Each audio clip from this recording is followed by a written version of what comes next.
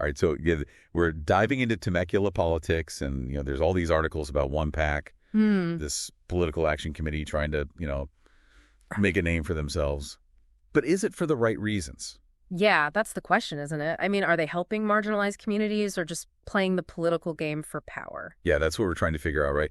So the sources mentioned that One PAC had a bit of a rocky start in Temecula. Oh, yeah, they definitely didn't win everyone over right away. Not exactly a love fest. No, not really. Their endorsed candidates in the 2022 elections didn't do so well. Yeah. It seems like the community wasn't quite ready to embrace them just yet. So they're looking for a win. And that's where the whole school board controversy comes in, right? This Temecula Valley Unified School District. The TVUSD. Right. And that's where Dr. Joseph Komrosky comes in. He's the school board president. And let's just say some of his policies really stirred things up. Yeah, the articles mention banning critical race theory and requiring parental notification for transgender students. That's a hot button issue for sure. Ew, absolutely. Those policies became a total flashpoint. People were protesting, emotions were running high. It was a very divisive time in the community.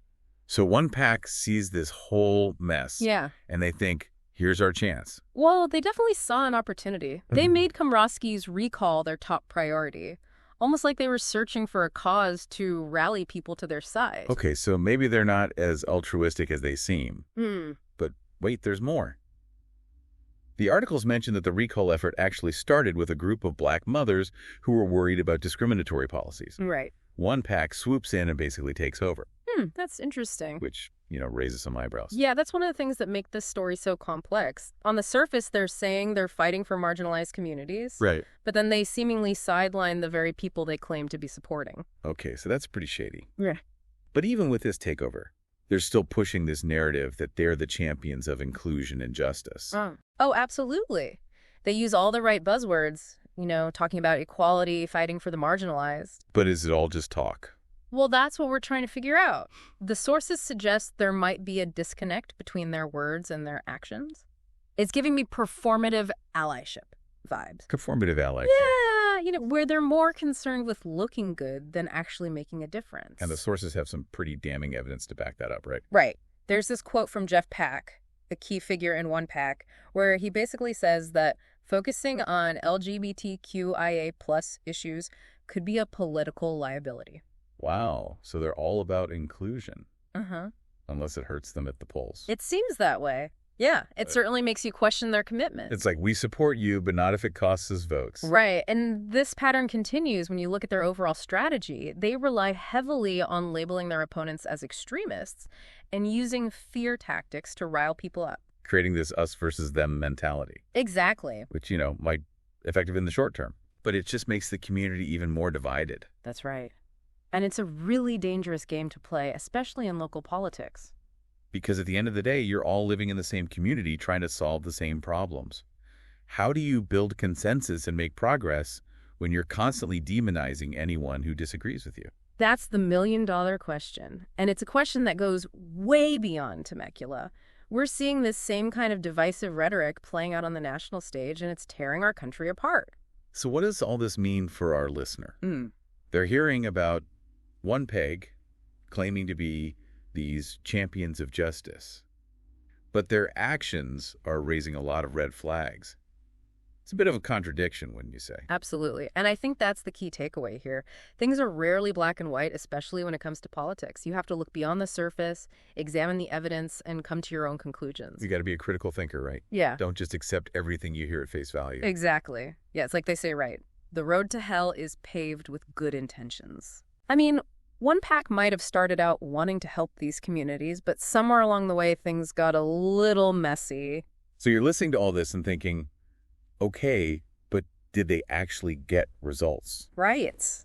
The sources do mention that once they took over that recall campaign against Komrosky, things really started to take off for them. More members, more donations.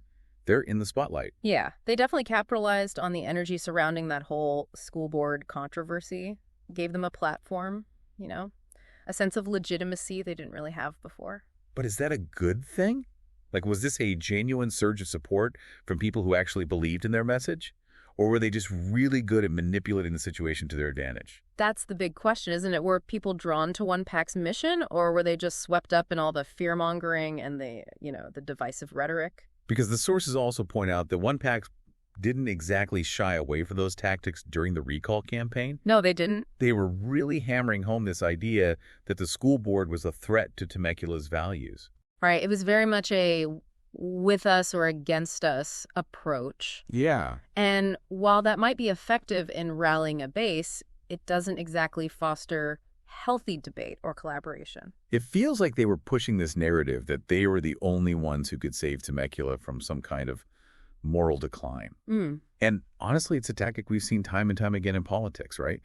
Create a boogeyman, make people afraid, and then position yourself as the only solution. Exactly. It plays on people's anxieties, their desire for security and stability.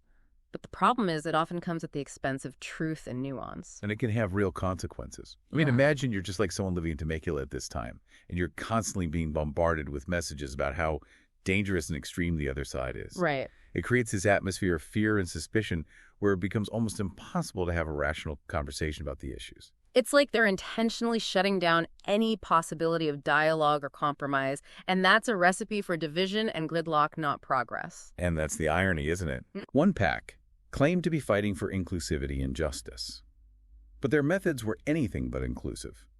By creating this toxic environment, they might have actually made it harder to address the very issues they claim to care about. It's a classic example of the ends not justifying the means.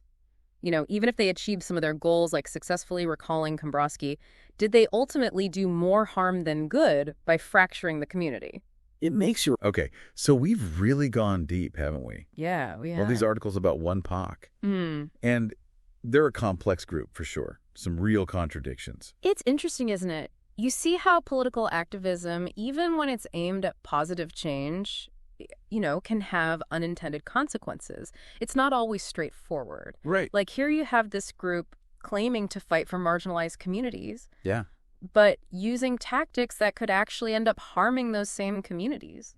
So it's like they're playing this dangerous game using fear and division to get what they want. Yeah, and that's what makes you wonder what happens to a community when you're constantly pitting people against each other like that. Right. I mean, even if one POC, succeeds in recalling Komrosky and changing those school board policies, they might have created a rift in the community that's really hard to heal. It's like they've poisoned the well. Yeah. They've created this environment where everyone's suspicious of each other, nobody trusts anybody, and it's just impossible to have a productive conversation about anything. That's the real danger here, isn't it? That lack of dialogue, that inability to find some common ground. It's what prevents us from really tackling those tough issues facing our communities. So for our listeners out there, they're hearing all this and they're trying to make sense of it all. What do we want them to take away from this deep dive? I think it all boils down to this.